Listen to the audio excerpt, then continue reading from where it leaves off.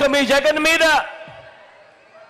ఎంతమంది దాడి చేస్తా ఉన్నారు అని అంటే నిజంగా ఆశ్చర్యం అనిపిస్తుంది. ఒక్క మీ జగన్ మీద ఓ చంద్రబాబు, ఓ ఈనాడు, ఓ ఆంధ్రజ్యోతి, ఓ టీవీ5, ఓ దత్తపుత్రుడు, ఓ బీజేపీ, ఓ కాంగ్రెస్, ఇవన్నీ సరిపోవంటూ ఇన్ని కుట్రలు, ఇన్ని అబద్ధాలు, ఇన్ని మోసాలు, కుటిల పద్మవ్యూహంలో వీరంతా కూడా ఒక్కటై బాణాలు సంధిస్తున్నది ఒక్క మీ జగన్ మీద. మీకు మంచి చేసిన మీ బిడ్డ మీద, మీకు ఆ మంచికి మధ్య మీ సేవకుడిగా ఉన్న ఒక్క మీ బిడ్డ మీద ఇంతమంది దాడి చేస్తా ఉన్నారు. అయినా మీ బిడ్డ అదరుడు, అయినా మీ బిడ్డ బెదరుడు. కారణం ప్రజలనే శ్రీకృష్ణుడి అండ ఉన్న అర్జునుడు మీ బిడ్డ. చేసిన మంచి మీద ఆ దేవుడి మీద నమ్మకం ఉంది కాబట్టి అర్జునుడి మీద ఒక బాణం వేసినంత మాత్రాన కురుక్షేత్ర సమరంలో, కురుక్షేత్ర యుద్ధాన్ని కౌరవులు గెలిచినట్టు కాదు. ఒక బాణం వేసినంత మాత్రాన, జగన్ మీద ఒక రాయి విసిరినంత మాత్రాన, జగన్ మీద ఒక రాయి విసిరినంత మాత్రాన జరగబోయే ఎన్నికల కురుక్షేత్రంలో ఆ దుష్ట చతుష్టయం ఓటమిని, ఆ పెత్తందారుల ఓటమిని, మన పేదల ప్రభుత్వం గెలుపును ఎవ్వరూ ఆపలేరు. ఇలాంటి దాడుల వల్ల నా సంకల్పం చెక్కు చెదరదు.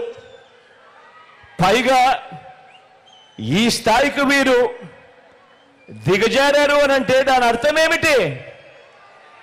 ఈ స్థాయికి వారు దిగజారారు అని అంటే దాని అర్థం ఏమిటి? విజయానికి మనం అంత చేరువుగా ఉన్నామని, విజయానికి వాళ్ళంత దూరంగా ఉన్నారనే కదా దాని అర్థము.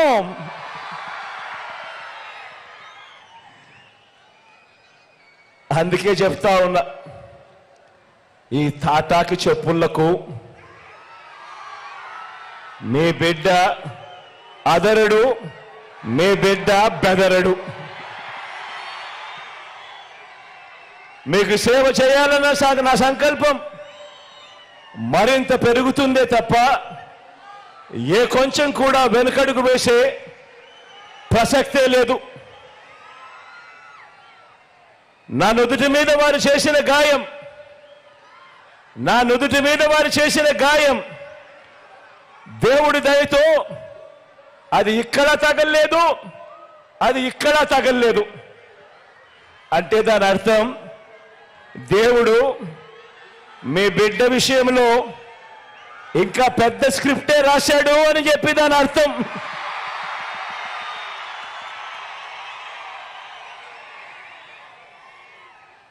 నా నుదుటి మీద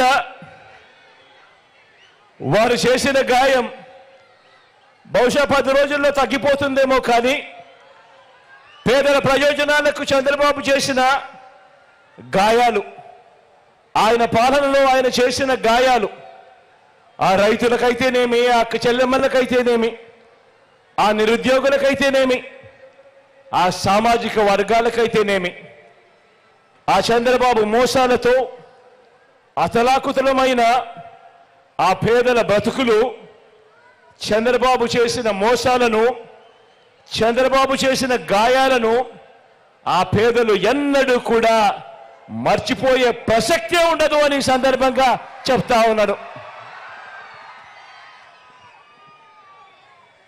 గాయపరచడం, మోసం చేయడం, కుట్రలు చేయడం చంద్రబాబు నైజమైతే, మీ ఇంటింటికి మంచి చేయడం మీ బిడ్డ నైజం అని చెప్పి కూడా ఈ సందర్భంగా గర్వంగా చెప్తా ఉన్నా.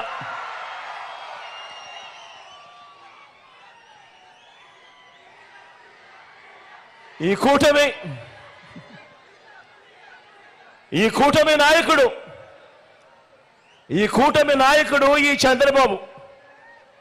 ఈ చంద్రబాబు గారి 30 ఏళ్ల ఫిలాసఫీ ఒకసారి చూడండి. 30 సంవత్సరాల చంద్రబాబు ఫిలాసఫీ ఒకసారి గమనించండి. పేద ప్రజలకు ఏ మంచి ఇవ్వద్దు అని, పేద ప్రజలకు ఏ మంచి చేయొద్దు అన్నది చంద్రబాబు ఫిలాసఫీ. ఇలా ఎంతమందికి చంద్రబాబు ఇవ్వద్దు అని చంద్రబాబు వాదించాడో గుర్తు తెచ్చుకుంటే బాబు ఎలాంటి వాడో అందరికీ కూడా అర్థమవుతుంది ఆయన నైజం. రైతులకు ఉచిత విద్యుత్ ఇవ్వద్దు అన్నది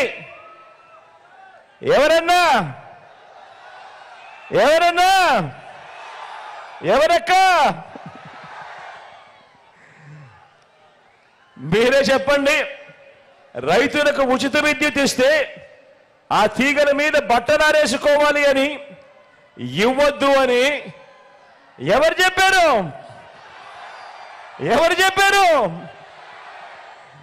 ఈ బాబే. కిలో 2 రూపాయలకు బియ్యం ఇవ్వద్దు అని ఎన్టీఆర్ను దింపేసి 5 రూపాయల 25కు పెంచేసింది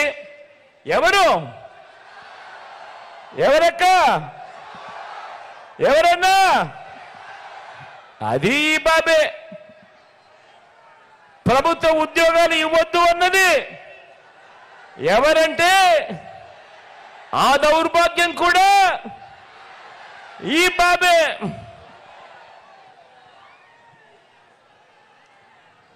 గవర్నమెంట్ బడిలో ఇంగ్లీష్ మీడియం వద్దు అన్నది, గవర్నమెంట్ బడులలో ఇంగ్లీష్ మీడియం వద్దు అన్నది, ప్రభుత్వ బడులను పాడు పెట్టినది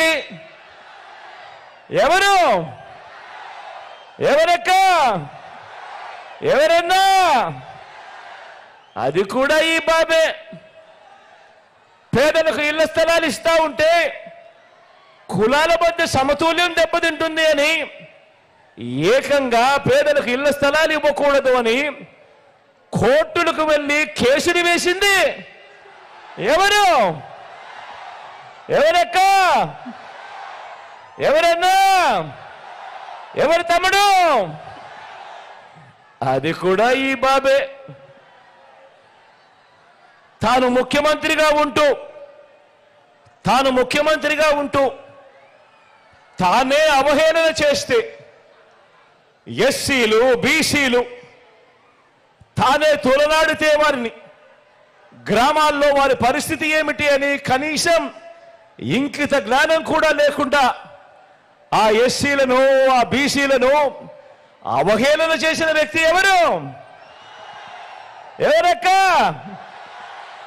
ఎవరు చెల్లెమ్మా? ఎవరన్నా? ఎవరు తమ్ముడు? అది కూడా ఈ బాబే.